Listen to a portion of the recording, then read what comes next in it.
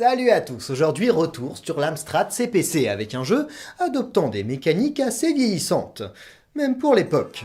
Les premiers jeux d'aventure étaient uniquement textuels, on suivait l'action via les différentes descriptions et on interagissait en tapant nos instructions. En 1980, Ken et Roberta Williams innovent en ajoutant des graphismes, ce qu'on appellera le jeu d'aventure, non plus textuel mais graphique, même si le système d'interaction est identique. Certains de ces titres ont acquis une véritable petite renommée, aujourd'hui le Hobbit étant très certainement l'un des plus célèbres. Ce style de jeu va rapidement laisser place au fameux point and click, bien plus ergonomique et intuitif. Pourtant, n'allons pas trop vite. Milieu des années 80, certains développeurs imaginent toujours de cette façon leurs jeux d'aventure. Ce sont des titres que l'on retrouve sur les micro-ordinateurs aux faibles capacités techniques. On va s'intéresser à l'un de ces jeux développés par une petite équipe et distribué alors par Ubisoft. Je sais pas du tout dans quoi je m'embarque, mais je dois bien admettre que je commence déjà à ressentir l'excitation de la découverte.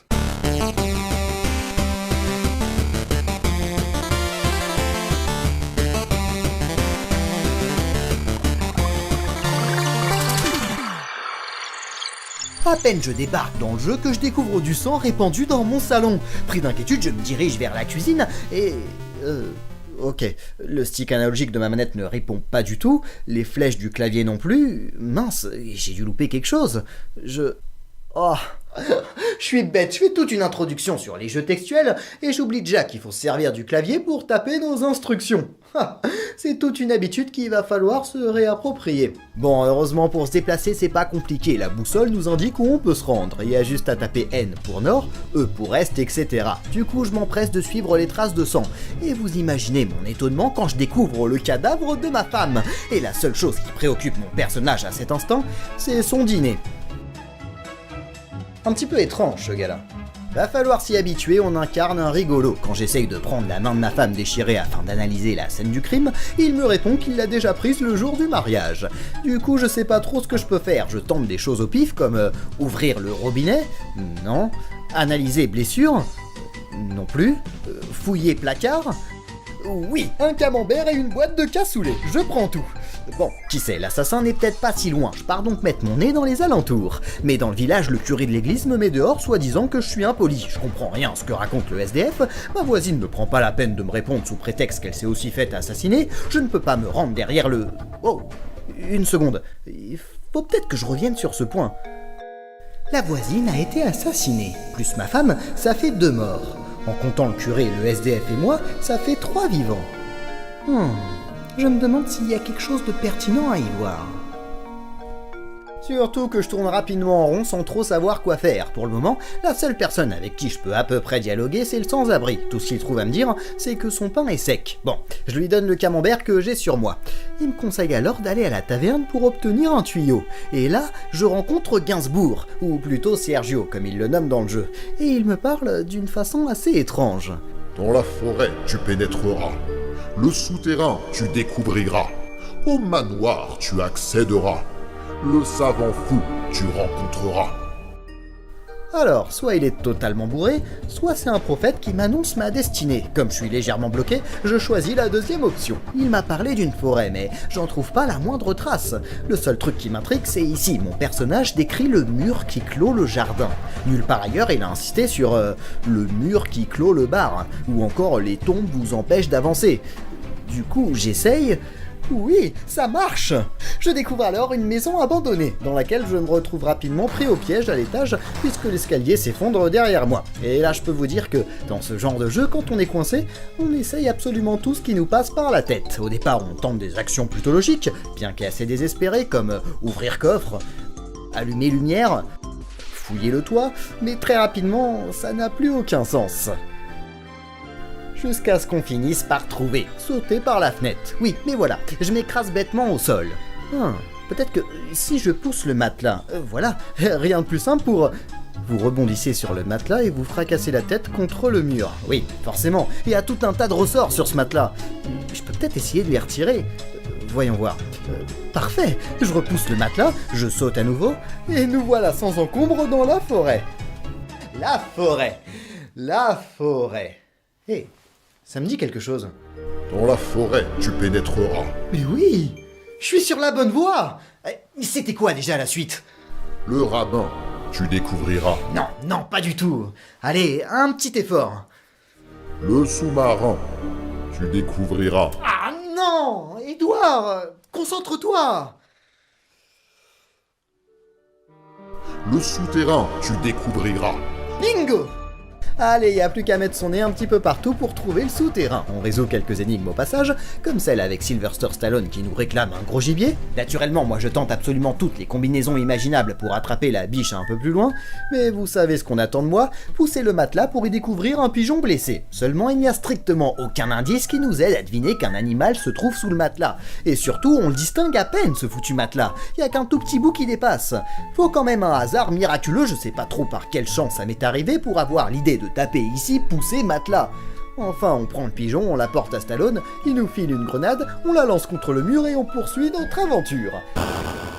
Un squelette. D'accord, c'est pas super rassurant, mais d'après la prophétie, je suis sur le bon chemin.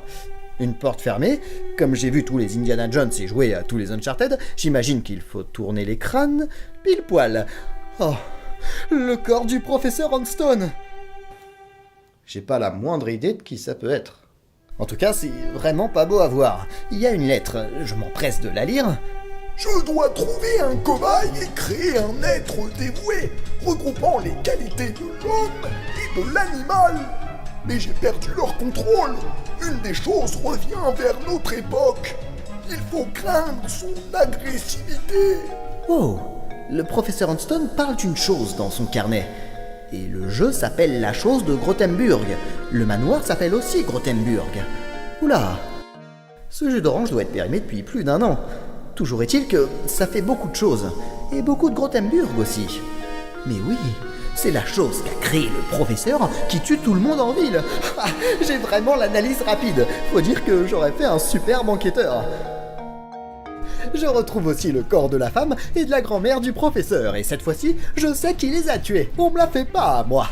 Il faut que je retourne au plus vite en ville, seulement un sale cabot m'empêche d'accéder au portail. Pas le choix, je profane la sépulture de tout à l'heure, il me faut un os que je donne au chien pour pouvoir passer tranquillement. Me voilà enfin dans la ville, et... Ah, mince, je sais pas davantage ce que je peux y faire. Je vais me retrouver encore à tourner en rond. Il me reste le curé, mais il me traite toujours d'impoli. Peut-être que si je... Ah non, ça marche pas. Mais je peux peut-être... Oui, c'était évident. Je peux donc accéder à l'eau bénite, la stocker dans mon jerrycan, me servir en acide chlorhydrique dans le labo du professeur, il n'en aura plus besoin, et désintégrer avec cette solution acide la plaque d'égout. En y pénétrant, je tombe nez à nez avec la chose. Oh, elle est abominable. La seule idée qui me vient en tête, c'est de lui lancer de l'eau bénite. Allez, prends-toi ça en pleine face. Et oui, on a gagné. Tiens, c'est une drôle de façon de nous féliciter, mais je crois qu'on peut être fiers de nous. Et voilà, encore une quête rondement menée. Édouard Sergio, c'est toi? Et encore merci pour la prophétie, hein. Édouard, ne penses-tu pas qu'il serait plus juste d'avouer la vérité? La vérité... je vois pas du tout de quoi tu veux parler. Allons, ne m'oblige pas à le faire moi-même. Eh, c'est pas de ma faute si je suis un excellent enquêteur, hein. J'y peux rien, moi. Tu as été long à la détente pour comprendre certaines choses, et on ne sait comment tu as résolu des énigmes d'une affreuse complexité en un claquement de doigts. Le pigeon, tiens, tu as dit que tu avais trouvé ça miraculeusement. À qui tu imagines faire croire ça? Ok, c'est bon, je vais tout dire. Tu pouvais pas juste te contenter de la prophétie. Bon, voilà, je n'ai pas résolu un très grand nombre d'énigmes au cours de mon enquête, puisque j'ai utilisé la solution sur au moins 70% du jeu.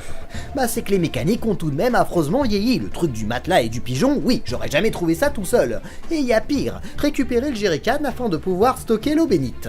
Laissez-moi vous expliquer, dans un endroit particulier de la forêt, le personnage s'exclame « Tiens, ça me fait penser que j'ai un petit creux ». Moi immédiatement je tape « Manger le cassoulet » et je meurs parce que celui-ci est avarié, donc je dois tout recommencer. En vérité c'était un indice, il fallait se focaliser sur le mot creux, parce qu'il y a un creux, sûrement dans l'arbre, quelque part dans le coin j'imagine, enfin le truc qui se voit pas du tout. Une fois ceci compris, je tape donc fouiller creux, il y a un canif, je le récupère et je m'en vais. On est d'accord, hein, vous auriez fait la même chose que moi. Eh bien vous n'auriez jamais vu le bout du jeu, puisqu'il fallait taper une deuxième fois fouiller creux pour qu'il trouve enfin le jerrycan.